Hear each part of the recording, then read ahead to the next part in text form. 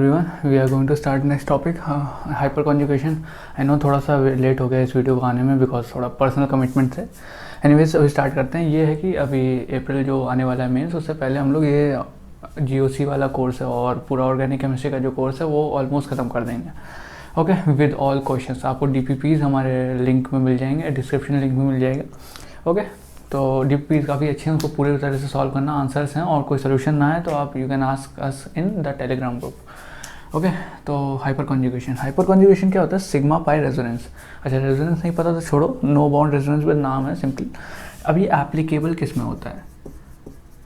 Applicable होते हैं सिर्फ ये एल्कीन्स, कार्बोकेटाइन्स और फ्री रेडिकल्स में। अच्छा, क्या होता है इनका, क्या मतलब मैकेनिज्म क्या होता है? तो बेसिकली हाइपर कॉन्जुगेशन हम लोगों के जो काम आने वाला है, ये सिर्फ दो रीज़न से काम आने वाला है। एक तो स्टेबिलिटी बताता है, स्टेबिलिटी किसी भी एल्कीन की, और दूसरी चीज़ stability of alkenes as well as aromatic compounds. Okay, main दो ही पार्ट्स हैं इसमें जो हम लोगों को यूज़ आने वाला है। ओके, तो अच्छा इसमें होता क्या है? तो बेसिकली क्या होता है कि यहाँ पे जैसे यहाँ पे हम लोगों ने बनाया CH3CH2+। ओके, वही स्ट्रक्चर बना हुआ है। तो कार्बन के पास जो इलेक्ट्रॉनिक कॉन्फ़िगरेशन होता है 1:2:2p6 होता है, तो 2p2। ओके, तो अब ये 4 बॉन्ड बना सकता है, ईजिली 4 बॉन्ड बना सकता है, बिकॉज यहाँ पे जो इसका s ऑर्बिटल होता है वो हाइब्रिडाइजेशन की वजह से ये यहाँ पे सेट हो जाता है, तो इस तरह का कुछ स्ट्रक्चर आ जाता है फाइनली। तो इसके पास 4 हाइब्रिड ऑर्बिटल्स होते हैं। ओके, 4 हाइब्रिड ऑर्बिटल्स होने की वजह से 4 बॉन्ड इजीली बना सकता है। ओके, तो 4 बॉन्ड, अगर कोई कार्बोकेटायन है तो वहाँ पे उसके पास एक खाली ऑर्बिटल रह जाता है, बिकॉज यहाँ वाला जो इलेक्ट्रॉन है वो गायब हो चुका होता है। ओके, तो ये वाला जो खाली ऑर्बिटल होता है वो कुछ इस तरह का नज़र आता है P में। ओके, और P ऑर्बिटल ही बचता है मोस्टली, क्योंकि यहाँ पे P ही होता है, और ये सारे के सारे पेयर्ड हो जाते हैं बिकॉज ऑफ दिस हाइड्रोजन, और ये यहाँ से कार्बन के साथ में। ओके, तो एक पूरा खाली ऑर्बिटल बचता है। अब क्या होता है कि यहाँ पे जो बगल वाला हाइड्रोजन होता है, ये वाला हाइड्रोजन, ये जो बॉन्ड पेयर होता है इसके पास में, ये जो हाइड्रोजन के पास ये यहाँ पे बॉन्ड पेयर होता है, ये इस खाली ऑर्बिटल में इस तरह से रेजोनेट करता रहता है। कभी ये इधर आ जाएगा, ये 2 इलेक्ट्रॉन्स होते हैं प्रॉपर, यहाँ पे 2 इलेक्ट्रॉन्स होते हैं यहाँ पे इस जगह पे। तो ये जो 2 इलेक्ट्रॉन्स होते हैं वो कभी इधर जाता है, कभी वापस आ जाता है, फिर इधर आता है, फिर वापस आ जाता है। तो बेसिकली जो H हमारा होता है ना, H+ फॉर्म में, ये इथेन का ही कार्बोकेटायन है, तो उसके आसपास तैर रहा होता है। Okay, it's like floating. Okay, तो ये होता है हाइपर कॉन्जुगेशन इफेक्ट। तो हाइपर कॉन्जुगेशन बेसिकली क्या कर रहा है, इस कार्बोकेटायन को स्टेबिलिटी प्रोवाइड कर रहा है, बिकॉज यहाँ का जो P ऑर्बिटल है ये बेसिकली स्टेबलाइज हो रहा है इन 2 पेयर्ड इलेक्ट्रॉन्स की वजह से। और स्टेबल कभी तभी होता है जब उसको इलेक्ट्रॉन पेयर्स मिल जाते हैं यूजुअली, क्योंकि खाली पड़ा हुआ है, प्लस चार्ज है। प्लस चार्ज को अगर ये चीज़ जो हाइड्रोजन के जो बॉन्ड पेयर्स हैं वो स्टेबलाइज कर रहे हैं आसानी से। ओके, तो ये ऑलवेज रिमेंबर कि यहाँ पे जितने भी, अच्छा उसके अलावा कि उसके बगल वाले कार्बन पे जितने भी हाइड्रोजन होंगे उसी पे तो डिपेंड करेगा, बिकॉज कभी एक्चुअल में क्या होता है कि ये वाले जो इलेक्ट्रॉन्स है, ये जो कार्बन है, इसके आसपास बहुत ही तेज़ी से रोटेट कर रहे होते हैं। ओके, तो कभी ये वाला हाइड्रोजन आ गया तो कभी ये वाला चला गया, कभी ये वाला हो गया, तो इस तरह से बेसिकली रोटेट कर रहे होते हैं अपने अपने हाइड्रोजन। ओके, तो जितने ज़्यादा हाइड्रोजन होंगे उतना अच्छा हाइपर कॉन्जुगेशन इफेक्ट मिलेगा। ओके, और यही होता है पूरा +H का कहानी। ओके, तो +H में बेसिकली क्या हुआ कि हम लोगों को total number of alpha hydrogen कहते हैं उनको, total number of alpha hydrogen count करने होते हैं, और to get the stability of any cation. Basically जैसे अगर CH3CH2 है फॉर एग्जांपल लेते हैं, यहाँ पे प्लस है और यहाँ पे है CH3CH2 यहाँ पे प्लस ले लेते हैं। ओके, तो अब मैं ये अगर पूछूं कि इनमें से कौन सा ज़्यादा स्टेबल है, तो इसका आंसर बेसिकली तो वैसे तो यही होना चाहिए। ओके, बिकॉज यहाँ पे +I इफेक्ट भी कर चुके हैं, तो +I हम लोग लास्ट वीडियो में कर चुके हैं ऑलरेडी, तो यहाँ से +I इफेक्ट लग रहा है, तो इसकी वजह से 2 डिग्री वैसे यूजुअली ज़्यादा स्टेबल होता है। लेकिन अगर हम लोग सिर्फ यहाँ पे +H की बात करें, ओके, +H की वजह से कितनी स्टेबिलिटी आ रही होगी, या फिर +H इफेक्ट इन दोनों में से किस में ज़्यादा है? तो अगर यहाँ पर देखो तो जो कार्बोकेटायन वाला कार्बन होता है उसके बगल वाले जितने भी कार्बन होते हैं इसको कहते हैं अल्फा कार्बन। ओके, और इनके साथ जितने भी हाइड्रोजन अटैच होते हैं उनको कहते हैं अल्फा हाइड्रोजन। ओके, तो CH2 में आप हाइड्रोजन काउंट कर लीजिए, इसमें 3 हैं, तो इसमें अल्फा H कितने आ जाएंगे? 3, और इसमें अगर देखा जाए तो अल्फा H आ जाएंगे 6। ओके, बिकॉज यहाँ पे तो H+ के मामले में भी ये ज़्यादा स्टेबल है।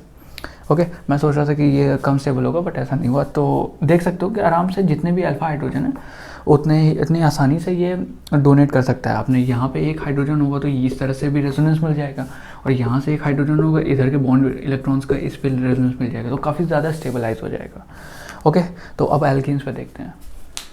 तो एल्कीन्स में अब क्या होता है, जैसे ये एक कोई भी एल्कीन है, ये नॉर्मल हम लोगों के पास कौन सा है, ये प्रोपीन है। ओके, तो साफ साफ समझ में आ रहा है। तो बेसिकली क्या होता है कि ये वाला जो पाई बॉन्ड होता है, ओके, ये पाई बॉन्ड रेजोनेट करके ये इस साइड पे आ जाता है। ओके, और यू कैन से कि यहाँ से H+ का ये जो सिग्मा बॉन्ड है वो टूट जाता है। ओके, ये सिग्मा बॉन्ड टूटने की वजह से यहाँ के जो दो लोन पेयर्स हैं, ये अगर सिग्मा बॉन्ड टूट जाता है तो यहाँ पे एक नेगेटिव चार्ज जनरेट हो जाता है, क्योंकि बिकॉज यहाँ पे जो बॉन्ड पेयर्स है वो कन्वर्ट हो जाता है लोन पेयर्स में ऑफ कार्बन के, तो यहाँ पे बचता है H+। ओके, तो अब यहाँ पे क्या होता है कि ये एक पार्शियल डबल बॉन्ड बनाना स्टार्ट कर देता है इस वाले के बाद में, और ये वाले जो इस वाले में जो पाई बॉन्ड होता है वो उसके जो पाई इलेक्ट्रॉन्स होते हैं वो कार्बन पे आ जाते हैं। तो इस तरह का कुछ हम लोगों को सीन नज़र आ जाता है। और H+ जो होता है वो ऐसे मैंने बताया था कि ऑलरेडी वो बेसिकली तैर रहा होता है हाइपर कॉन्जुगेशन में। ओके, और ये ज़्यादा से ज़्यादा ये जो सिग्मा बॉन्ड है वो ज़्यादा से ज़्यादा तब टूट सकते हैं कि जितने ज़्यादा से ज़्यादा इसके पास जो बगल वाला कार्बन है उसके पास आपके पास में जितने ज़्यादा हाइड्रोजन्स होंगे। ओके, तो अगर इस नॉर्मल एल्कीन की बात की जाए तो इसको इस तरह से लिखा जाएगा CH2। तो यहाँ वाले ये दोनों जो होते हैं, इसके जो इस साइड में C लगा होगा, इस साइड में C लगा होगा, उनको कहेंगे अल्फा कार्बन्स। ओके, तो बेसिकली अल्फा कार्बन की जो डेफिनेशन होती है वो यूजुअली यही होती है कि जो भी हमारा फंक्शनल ग्रुप है उसके साथ वाला अटैच जो कार्बन्स होंगे उसको कहते हैं अल्फा कार्बन। तो अगर देखा जाए तो एक हिसाब से जो एल्कीन्स होते हैं वो भी एक तरह का फंक्शनल ग्रुप ही होते हैं। ओके, तो यहाँ पे अल्फा कार्बन्स कितने हैं इसके पास में 3 C अल्फा कार्बन। अच्छा, इस साइड पे कुछ नहीं था, मैंने ऐसे बता दिया। ओके, तो ये होता है एल्कीन्स में। और फ्री रेडिकल्स में बेसिकली जो कार्बोकेटाइन में हम लोगों ने देख लिया। ओके, एल्कीन्स में हम लोगों ने देख लिया। ओके, बेसिकली फ्री रेडिकल में बहुत ही रेयरली क्वेश्चन आता है, बहुत rarely. Okay, but free radical भी हमारा जो कार्बोकेटाइन था बिल्कुल वैसे ही रिएक्ट करता है। ओके, तो अल्फा हाइड्रोजन, आई होप समझ में आ रहा होगा, उसको एलाइलिक हाइड्रोजन भी कहते हैं, जो इनके साथ जो लगे होते हैं ना। तो कभी कभी हो सकता है कि क्वेश्चन पेपर में नाम आ जाए एलाइलिक हाइड्रोजन काउंट करो। ओके, तो जस्ट बी प्रिपेयर्ड। ओके, तो अभी आगे देखते हैं। सो नेक्स्ट कुछ एग्जांपल है, 1-2 एग्जांपल कर लेना हम लोग, ताकि एक आइडिया हो जाए कि अल्फा हाइड्रोजन क्या होता है। ओके, तो पहले वाले एग्जांपल में देखो, तो अगर यहाँ पे एक डबल बॉन्ड लगा है, ओके, यहाँ पे हमारे पास सिर्फ एक डबल बॉन्ड लगा है इस तरह से। ओके, तो ये डबल बॉन्ड के बगल वाले कितने कार्बन्स हैं, यहाँ पे C डबल बॉन्ड ऐसा करके कुछ होगा, यहाँ पे CH2 होगा, फिर नीचे यहाँ पे इस तरह से ये वाला अगर कार्बन की बात की जाए। ओके, तो यहाँ पे एक कार्बन है, इसके पास सिर्फ एक हाइड्रोजन होगा। क्यों? बिकॉज यहाँ पे एक C से कनेक्टेड, यहाँ पे एक C से कनेक्टेड और ऊपर एक C से कनेक्टेड है, तो बस एक ही हाइड्रोजन होगा। और यहाँ पे कितने होंगे 3, टोटल हाइड्रोजन आ गए अल्फा H आ जाएंगे 4। ओके, यहाँ पे फिर स्टेबिलिटी का ऑर्डर, हीट ऑफ कॉम्बिनेशन भी बता दूंगा। ओके, अब इस वाले में देखते हैं। ठीक है, तो यहाँ पे जो कार्बन होगा, ये वाला जो कार्बन की बात कर रहे हैं, तो ये कुछ इस तरह का नज़र आएगा, C डबल बॉन्ड इस तरह से। यहाँ पे CH3 और CH3 जो होगा ये वाला और ये वाला। ओके, तो ये वाले होंगे हमारे अल्फा कार्बन्स, और अल्फा कार्बन्स में जितने भी हाइड्रोजन लगे होंगे, इधर 3 है तो इधर भी 3 है। ओके, तो यहाँ से 3 आ गए, यहाँ से 3 आ गए। ओके, अब यहाँ की बात की जाए तो यहाँ पे 2 वैलेंसीज ऑलरेडी सेटिस्फाइड है, एक यहाँ से एक ऐसे करके, ये सिंगल बॉन्ड ये है, ठीक है। 2 हाइड्रोजन यहाँ आ सकते हैं मैक्स टू मैक्स। ओके, तो यहाँ से 2, यहाँ से 2, यहाँ से 3, यहाँ से 3, अल्फा हाइड्रोजन आ गए यहाँ पे 10। ठीक है, अब सिमिलरली इधर भी, तो यहाँ पे जो अल्फा कार्बन होंगे, एक ये होगा, एक ये होगा, एक ये होगा, क्योंकि यहाँ पे एल्कीन, तो उसके जो जितने भी अटैच्ड हैं उसके साइड वाले उनको कहते हैं अल्फा कार्बन। तो यहाँ पे एक हाइड्रोजन होगा, यहाँ पे 2 हाइड्रोजन होंगे और यहाँ पे भी 2 होंगे, टोटल आ जाएंगे alpha hydrogen 5, alpha H। Okay, तो स्टेबिलिटी सबसे ज़्यादा, अच्छा स्टेबिलिटी ऑफ एल्कीन्स मैं बता देता हूँ। स्टेबिलिटी ऑफ इनमें से किसी की भी stability is directly proportional to number of alpha H। अच्छा, किसका फिर सबसे ज़्यादा स्टेबल होगा, तो ये वाला सबसे ज़्यादा स्टेबल होगा, बिकॉज अल्फा हाइड्रोजन सबसे ज़्यादा, फिर देन ये। ओके, इसी में एक और टाइप का क्वेश्चन आ सकता है कि यहाँ पे हीट ऑफ कम्बशन किसका ज़्यादा है। तो हीट ऑफ कम्बशन बेसिकली क्या होता है कि यहाँ पे जितने भी अल्फा हाइड्रोजन निकालने का, बेसिकली इसको मतलब हम लोगों को एयर में जलाना है, बर्न करना है, बेसिकली कम्बशन करना है उसके साथ में। तो जितना ज़्यादा हमारे पास स्टेबल कंपाउंड होगा, कंबशन उतना ही ज़्यादा मुश्किल होगा, बिकॉज कंबशन में बेसिकली क्या होता है, बॉन्ड्स टूट रहे होते हैं। ओके, और जितना ज़्यादा स्टेबल कंपाउंड होगा उसमें से बॉन्ड तोड़ना बहुत मुश्किल हो जाएगा। तो जितना ज़्यादा स्टेबल कंपाउंड होगा, बेसिकली जितना ज़्यादा अल्फा हाइड्रोजन होंगे किसी भी एल्कीन्स में, मोस्टली एल्कीन्स में पूछा जाता है, तो जितना ज़्यादा जिसमें सबसे ज़्यादा अल्फा हाइड्रोजन होंगे उसको सबसे ज़्यादा हीट लगेगी, हीट ऑफ कंबशन का। ओके, तो फिर जो स्टेबिलिटी का ऑर्डर आएगा सिमिलरली वही ऑर्डर आएगा हमारा हीट ऑफ कंबशन का भी। ओके, और भी इसी तरह के क्वेश्चन आते रहते हैं एल्कीन्स में, जो हम लोग डीपीपी अभी डालेंगे तो वो आप देख सकते हो आराम से। अगर एक्सप्लेनेशन चाहिए उसमें किसी भी आंसर का तो आप लोग टेलीग्राम ग्रुप पे आ जाइएगा। ओके, एक और एग्जांपल है, यहाँ पे एक सिंपल एक बॉन्ड लाइन डायग्राम दिया हुआ है। यहाँ पे एक एल्कीन है, फिर यहाँ पे CH3 होगा। ओके, यहाँ पे इतना तो समझ में आ ही रहा होगा, यहाँ पे CH3 लगा होगा, तो यहाँ पे 3 अल्फा हाइड्रोजन है, यहाँ पे 6 अल्फा हाइड्रोजन है, बिकॉज 3 यहाँ से 2 यहाँ से, और यहाँ पे कितने अल्फा हाइड्रोजन होंगे, यहाँ से 3 होंगे, यहाँ से बट 2 होंगे। ओके, तो आप अगर नहीं समझ में आए तो इसका स्ट्रक्चर बना के देखना तो ज़्यादा बेटर समझ में आएगा। ओके, तो यहाँ पे स्टेबिलिटी का ऑर्डर बहुत आसानी से लिखते हैं, पहले B वाला है, फिर ये वाला, फिर ये वाला। ओके, अब देखते हैं कि बेंजीन रिंग में हाइपर कॉन्जुगेशन किस तरह से वर्क करता है। अच्छा, बेंजीन रिंग में ऐसे नहीं वर्क करता है, बेंजीन रिंग में एक एटलीस्ट मिथाइल ग्रुप होना चाहिए तब जाके वो वर्क करता है। ओके, और मिथाइल के अलावा जैसे एक मान लीजिए इस तरह का टर्शियरी ग्रुप लगा हुआ है, टर्शियरी कार्बन का ग्रुप, तो उस पर भी जो हम लोगों का प्लस H इफेक्ट है वो बिल्कुल नेग्लिजिबल होता है।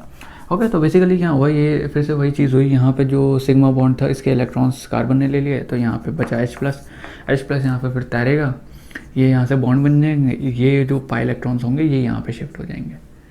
ठीक है, इस तरह से शिफ्ट हुए, फिर यहाँ पे एक बॉन्ड ब्रेक हो जाएगा, फिर ये इस तरह से रेजोनेंस करते चले जाएंगे। ओके, तो रेजोनेंस ये किस तरह से होता है, ये हम लोग नेक्स्ट वीडियो आएगी उसमें देख लेंगे। ओके, तो ये जो यहाँ से जो ऑल्टरनेट बॉन्ड्स में जा रहे हैं इसी को कहते हैं रेजोनेंस एक्चुअल में।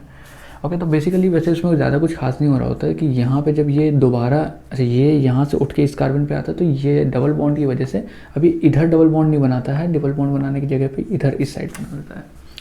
ओके, तो ये यहाँ पे एक पार्शियल डबल बॉन्ड कैरेक्टर आने लगता है।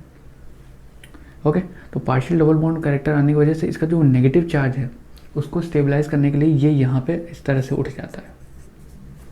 ओके, तो बिकॉज नेगेटिव चार्ज तो अब आ चुका है ना, क्योंकि H+ तो निकल चुका है, तो उसको भी रहना पड़ेगा कहीं ना कहीं कार्बन पे। ओके, तो यही होता है रेजोनेंस। अभी नेक्स्ट वीडियो जब आएगी तो उसमें आप समझ जाएंगे। ओके, तो जितने ज़्यादा, अच्छा इसमें फिर से समझ में आता है कि जितने ज़्यादा अल्फा हाइड्रोजन्स होंगे, अच्छा अल्फा कार्बन हमेशा ये चीज़ याद रखना कि अल्फा कार्बन हमेशा sp3 हाइब्रिडाइज्ड होगा। ओके, कभी भी sp2 हाइब्रिडाइज्ड अल्फा कार्बन नहीं होता है। ठीक है, तो जितने भी sp3 हाइब्रिडाइज कार्बन हैं और हाइड्रोजन हैं, ये सारे के सारे जितने ज़्यादा कार्बन पे लगे होंगे उतनी ज़्यादा स्टेबिलिटी होगी। ओके, तो अभी जैसे एक क्वेश्चन करते हैं हम लोग। ओके, तो एक क्वेश्चन है हम लोग पास में, ए हो गया, यहाँ पे ये स्ट्रक्चर का नाम दे रहा हूँ मैं। ओके, तो यहाँ पे सिंपली हम लोग को स्टेबिलिटी का ऑर्डर लिखना है, इनमें से कौन सा ज़्यादा सबसे ज़्यादा स्टेबल होगा। ओके, तो यहाँ पे प्लस चार्ज है, अब ये बेंजाइल कैटायन होते हैं। ओके, तो अच्छा ये किस तरह से स्टेबल होते हैं, जैसे हम लोगों ने देखा कि यहाँ पे अगर CH3 है, ओके, तो यहाँ पे इसका H+ अलग हो जाता है, और जो नेगेटिव चार्ज है कभी इस पे आता है, कभी इस पे आता है, कभी इस पे आता है ना। इसी तरह से नेगेटिव चार्ज रोटेट करता है और यूजुअली करता भी ऐसे ही है। तो हमारी जो इसको कहते हैं ऑर्थो पोजीशन, ओके सॉरी, इसको कहते हैं पैरा पोजीशन, इसको कहते हैं मेटा पोजीशन, इसको कहते हैं ऑर्थो पोजीशन। ओके, तो यहाँ पे पैरा और ऑर्थो वाली जो पोजीशंस हैं वहाँ पे नेगेटिव चार्ज आ रहा है। अब अगर यहाँ पे ये होता है हमारा ortho position with respect to this का मिथाइल ग्रुप। ओके, तो अगर यहाँ पे पैरा ग्रुप आ रहा है, ओके, तो पैरा ग्रुप जब यहाँ पे है तो यहाँ पे जब नेगेटिव चार्ज आएगा तो ये पॉजिटिव और नेगेटिव एक दूसरे को स्टेबलाइज कर ही देंगे ना। इलेक्ट्रॉन डेंसिटी यहाँ पे हाई है, यहाँ पे लो है, तो एक दूसरे को समझ लेंगे, और क्या, just like attraction between a male and a female. Okay, तो उसी टाइप का है। तो यहाँ पे जिस तरह से नेगेटिव चार्ज आता है उसी तरह से स्टेबलाइज हो जाता है। अच्छा, ये जितना ज़्यादा नेगेटिव चार्ज घूमेगा उतना ज़्यादा स्टेबलाइज होगा, और ये नेगेटिव चार्ज उतना ज़्यादा कब घूम सकता है, जब यहाँ पे उतने ज़्यादा हाइड्रोजन होते हैं। ओके, तो ऐसे स्टेबिलिटी हम लोग फाइंड कर सकते हैं इजीली किसी भी एल्कीन के या इस तरह के कंपाउंड के। इस तरह के कंपाउंड ही मोस्टली पूछे जाते हैं, जो हम लोगों ने पहले किया था उसमें नहीं पूछे जाते। ओके, अब देखो यहाँ पे क्या हो रहा है। ठीक है। यहाँ पे अल्फा हाइड्रोजन देखते हैं। अल्फा हाइड्रोजन यहाँ पे है 3। अच्छा, अल्फा हाइड्रोजन यही क्यों है, ये क्यों नहीं है? पहली बात तो ये खुद इसके बगल में अगर कार्बन नहीं लगा होता जो कि sp3 हाइब्रिडाइज्ड होता तो वो कार्बन कहलाता हम लोगों का अल्फा कार्बन। बट यहाँ पे सिर्फ ये वाला ही। अच्छा, यहाँ पे डबल बॉन्ड तो नज़र आ ही रहा होगा। ओके, मैंने रिंग फॉर्म में बना दिया है। यहाँ पे एक डबल बॉन्ड होता है, तो यहाँ पे डबल बॉन्ड होने की वजह से ये वाला जो कार्बन है वो sp3 आ जाएगा। sp3 कह रहा हूँ, सॉरी, अल्फा हाइड्रोजन की तरह, अल्फा कार्बन की तरह आ जाएगा। ओके, अब ये कहते हैं, इसको कहते हैं iso group. Okay, usually 2 degree carbon है। ओके, तो ये 2 डिग्री, सॉरी 3 डिग्री कार्बन है। तो यहाँ पे जो ये 3 डिग्री कार्बन है, इसके पास कितने हाइड्रोजन? अब यहाँ पे ये वाला जो कार्बन आता है इसको हम लोग काउंट करते हैं हमेशा। तो इसमें आएंगे अल्फा H = 1, बिकॉज यहाँ पे सिर्फ एक ही हाइड्रोजन कंबाइंड है, बाकी सारे तो कार्बन है ना। यहाँ पे अल्फा हाइड्रोजन कितने आएंगे? 2, और यहाँ पे अल्फा हाइड्रोजन आएंगे 0। ओके, अब यहाँ पे समझ में आ गया कि सबसे ज़्यादा स्टेबल ये A है, देन C है, देन B है, एंड देन D है। ओके, तो इस तरह क्वेश्चन लिटरली आते हैं, बिकॉज हो सकता है कि अल्फा हाइड्रोजन सिर्फ अल्फा हाइड्रोजन गिनना ना पड़े। हो सकता है यहाँ पे क्या पता लगा हो NO2 ग्रुप। ओके, तो अब यहाँ पे पूछ दें कि ये ज़्यादा स्टेबल होगा कि नहीं होगा। ठीक है, तो ये सारी चीज़ें रेजोनेंस पे जब हम लोग आएंगे तब समझ में आती है। ओके, लेकिन आते ही इसी टाइप के क्वेश्चन है। ये बहुत ही ईजियर वर्जन है अगर देखा जाए तो, लेकिन ऐसा कुछ नहीं है कि ईजी क्वेश्चन नहीं आते। अब सिंपल 3 स्ट्रक्चर दिए हो जैसे हम लोगों ने लास्ट में किए थे, बट यहाँ पे CH3 है, यहाँ पे CD3 है, यहाँ पे CT3 है। अब HDT क्या है? हाइड्रोजन, नॉर्मल जो हाइड्रोजन होता है उसको, अच्छा ये सारे आइसोटोप्स हैं। जो नॉर्मल हाइड्रोजन होता है तो उसको प्रोटियम कहते हैं, फिर ड्यूटेरियम, फिर ट्राइटियम। ओके, तो ये अब इनमें से जो +H इफेक्ट होगा या स्टेबिलिटी डायरेक्टली पूछी जाए तो इसमें क्या होगा? ओके, तो यूजुअली हो सकता है, पता नहीं क्या दिमाग लगा के कुछ भी आंसर आ सकता है, कोई तुक्का ही मारेगा अगर इसमें बिल्कुल नहीं पता उसको। तो बेसिकली हमारे हाइपर कॉन्जुगेशन में, उससे पहले जब आंसर बनाने से पहले हाइपर कॉन्जुगेशन में हम लोगों को एक टर्म होता है आइसोटोपिक इफेक्ट। ओके, अच्छा, एक्चुअल में हाइपर कॉन्जुगेशन में इस तरह के स्ट्रक्चर्स में क्या हो रहा होता है? C, यहाँ पे H है, तो यहाँ से ये H सिग्मा बॉन्ड टूट रहा होता है। ओके, तो यहाँ पे जो सिग्मा बॉन्ड टूट रहा होता है, अच्छा एक चीज़ मैं बता दूँ, CH bond is very less than जो एनर्जी होती है CD बॉन्ड और CT बॉन्ड। तो C का जो बॉन्ड होता है carbon bond with tritium is much more stronger than carbon bond with deuterium and so on, hydrogen protium. Okay, तो जितना ज़्यादा इसको तोड़ने में ताकत लगेगी उतना कम वो हाइपर कॉन्जुगेशन इफेक्ट दिखा पाएगा। ओके, तो यहीं पे यही बात आ जाती है सामने। ओके, तो हाइपर कॉन्जुगेशन इफेक्ट किसका ज़्यादा होगा? अब जिसमें ज़्यादा बॉन्ड तोड़ने में ताकत लगेगी उसमें सबसे कम होगा, बिकॉज हाइपर कॉन्जुगेशन में बॉन्ड ही टूटना तो सबसे ज़्यादा मेन इंपॉर्टेंट होता है।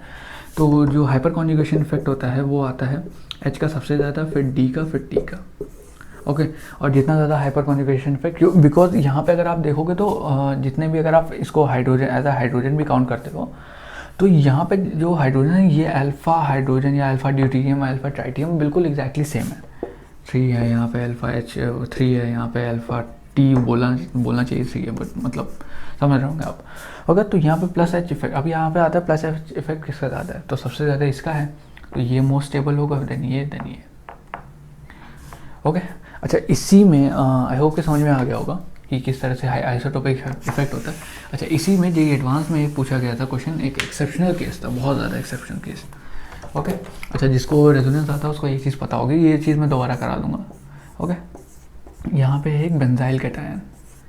ओके, और माना जाता है कि काफ़ी ज़्यादा स्टेबल है, बिकॉज यहाँ पे एक पाई इलेक्ट्रॉन की नेगेटिव इलेक्ट्रॉनिक डेंसिटी होती है जो कि प्लस चार्ज को स्टेबलाइज कर रही होती है मोस्टली। ओके, और वहीं पे आता है एक टर्शियरी कार्बोकैटायन। ओके, इस तरह का। अब इनमें से सबसे ज़्यादा स्टेबल कौन सा है? तो यूजुअली लोग इसको मार्क करके आते हैं कि ये ज़्यादा स्टेबल है, बट एक्चुअल में नहीं होता। एक्चुअल में ये ज़्यादा स्टेबल हो, ये एक्सेप्शनल केस है, और इसमें शायद इस पर क्वेश्चन आ चुका है ऑलरेडी ये एडवांस में, जितना मुझे याद है। ओके, और लोग गलत करके आए हैं जिनको नहीं नॉलेज वो क्या ही कर पाएंगे। अच्छा, इसमें क्या होता है कि अब ये केमिस्ट्री है, एक्सेप्शन तो होंगे। तो यहाँ का जो +H इफेक्ट होता है it's much greater than much नहीं, मतलब बहुत slightly greater than, sorry. Okay, बहुत slightly greater than the +M effect. Plus in fact अगली वीडियो में आएंगे, बता दे रहा हूँ। ओके, तो ये वाला जो टर्शरी कार्बोकेटायन होता है वो ज़्यादा स्टेबल होता है as compare to benzyl cation. Okay, तो ये सारी एक्सेप्शनल केसेस थी। ओवरऑल हम लोग ने सब कुछ कवर कर लिया हाइपर कॉन्जुगेशन के बारे में, ठीक है। तो सिंपल है, सिंपल तो नहीं बोलूँगा बट हाँ करते रहो, हो जाएगा कुछ ना कुछ।